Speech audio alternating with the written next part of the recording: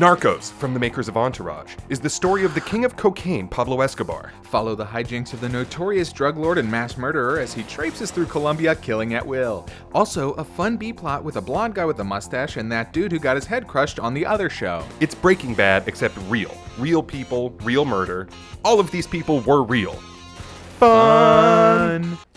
The actual true crime story of Narcos makes for a thrilling, gratuitously violent television show. Break out the popcorn, snuggle up with your boo, and watch real people get real killed because it really happened. Make out to the soothing sounds of John Mayer killing his friends with a pool cue. Was that John Mayer? Yeah, John Mayer plays Pablo Escobar.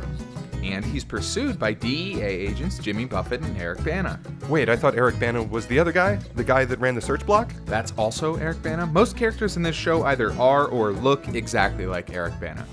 Regardless, Narcos is all about cocaine, and the years when it wreaked havoc on the US and most of Latin America. Good thing we took care of that. It's a show split into two halves. The good half you have to read. The other half makes you listen to just a real bad voiceover. This voiceover will have you rooting for Escobar by the third episode, guaranteed. It's like Ray Liotta doing an impression of Batman, narrating the escapades of a DEA agent following the escapades of the drug cartel. For as long as I can remember, I wanted to narrate my own life, the life of my cat, and also the lives of various Colombian drug lords. On the upside, this show is filled with a plethora of phenomenal characters. There's Escobar, whose lieutenant and cousin, Gustavo, his henchman, Poison, cowboy hat Louis Guzman. Also his sweaty son, Juan Pablo, his very nice mom, Blackbeard the pirate accountant, Barry McPickle, that's right, Barry McPickle, and of course, Professor Snape as Elmer Pacho. Using my own drug trafficking lanes against me, Pablo. Anyway, Escobar starts making so much money trafficking cocaine that he has to launder it by opening a cab company that only has 2 cars. He invents Lyft. Exactly. He also decides to run for Congress and wins a seat. Unfortunately, he forgets his tie and has to quit out of shame, or something like that. It's a lot to read.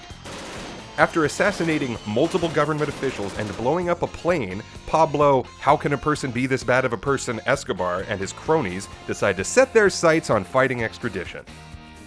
Right, which was forcing them to go to jail in, like, Tampa, as opposed to the Ritz-Carlton-esque prisons of Colombia. Really, they just don't want to be sent to Florida, because oh my god. At some point, Cowboy Hat Louis Guzman, who has evolved into Bazooka Cowboy Hat Louis Guzman, is tracked down and shot 75 times in the face with a .50 caliber machine gun. We counted. R.I.P. Cowboy Louis. You were too beautiful for this world.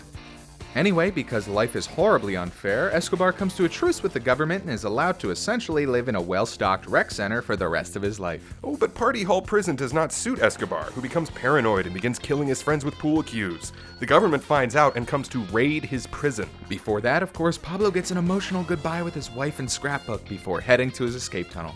The season ends with Escobar wandering off into the wilderness, leaving many questions unanswered, like, why didn't he leave through that tunnel before? TLDW, this could all actually happen because it actually did.